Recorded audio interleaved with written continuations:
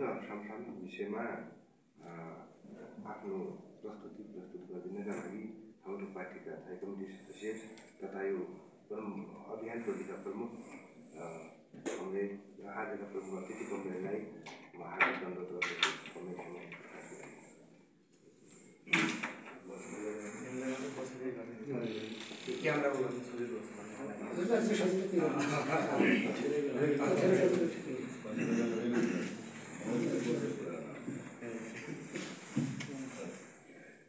यो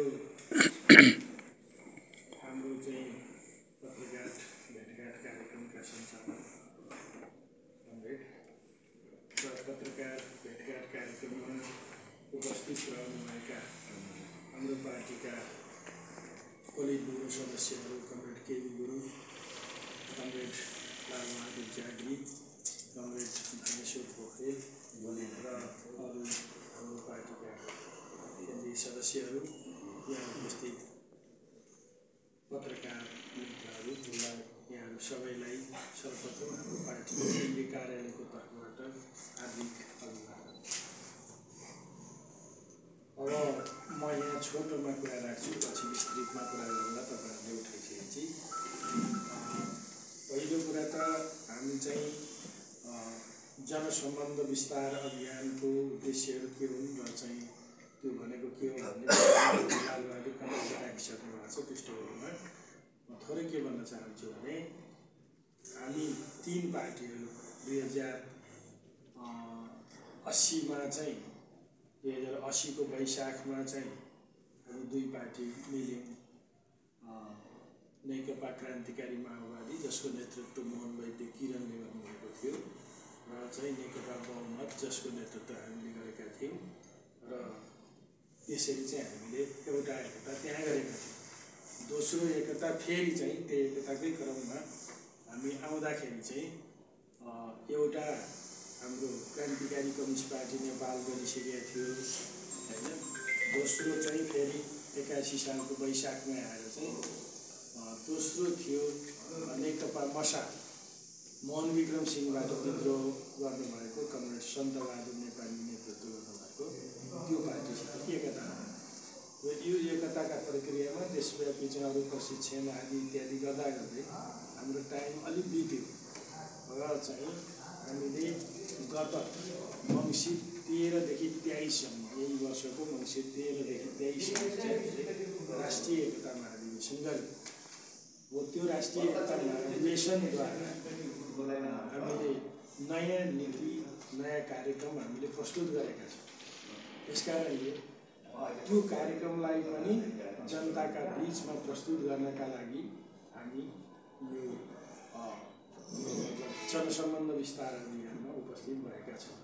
र हामी डडेलधुरामा काम गरिरहनुभएका र यहाँबाट चाहिँ आफ्नो समाचार विस्तार गरिरहनुभएका, प्रसार गरिरहनुभएका पत्रकार मित्रहरूसित के भन्न चाहन्छौँ भने हाम्रो पार्टीले केही नयाँ निर्णयहरू गरेको छ। त्यसो भएको हुनाले यहाँहरू मार्फत हामी त्यसलाई जनतामाझ लैजान चाहन्छौँ। र पहिलो कुरा त यसले के गरेको छ भने विचारधारात्मक रूपले यसले आफ्नो पथप्रदर्शक सिद्धान्त मार्क्सवाद, लेनिनवाद, माओवाद माथि पनि छलफल गरेको छ। त्यो भनेको चाहिँ माओवाद मान्ने या विचारधारा मान्ने भन्ने विषयमा पनि हामीले छलफल गऱ्यौँ। र अहिले आधिकारिक निर्णय के गरेका छौँ भन्दाखेरि चाहिँ छलफल जारी राख्दै हामीले आधिकारिक निर्णय के गरेका छौँ भने अहिले चाहिँ मार्क्सवाद, लेनिनवाद, माओवाद नै हाम्रो पार्टीको पथप्रदर्शक सिद्धान्त हो भन्नेमा चाहिँ हामी गएका छौँ। एउटा कुरा के हो, त्यस अनुरूप हामीले चाहिँ नेपाली जनताको मुक्तिको बाटो के हुन सक्छ, त्यसको उद्देश्य के हुन सक्छ भनेर राजनीतिक कार्यदिशा बनाएका छौँ।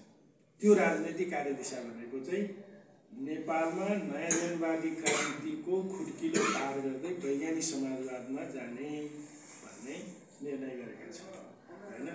र यसलाई हामीले कसरी निर्णय गर्यौँ त यसको आधार के हो भन्नु होला तपाईँहरू चाहिँ। यसको आधार दुईटा बनाएका छौँ।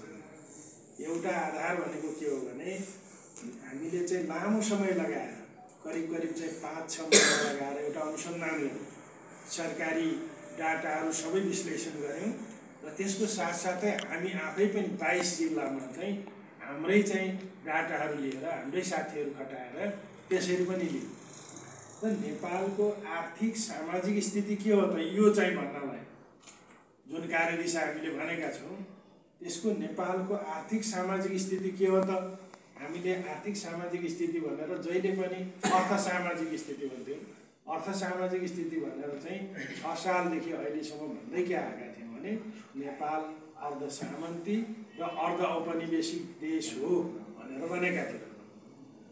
अर्ध सामन्ती अर्ध औपनिवेशिक देश भनेर जो भनिरहेका थियौँ त्यसमा हामीले अलिक ब्रेक दिएका छौँ। अर्ध सामन्ती अर्ध औपनिवेशिक अवस्थाको चाहिँ केही अवशेषहरू त छँदैछन्, तर हामी यहाँ आइपुग्दाखेरि अहिले हामीले के देखिरहेका छौँ भने नवौपनिवेशिक स्थिति देखिरहेका छौँ। नवौपनिवेशिक भनेको के हो भन्दाखेरि चाहिँ नेपालमा तपाईँको चाहिँ पुरानै तरिकाले साम्राज्यवादीहरूले कब्जा गरिरहेका छैन।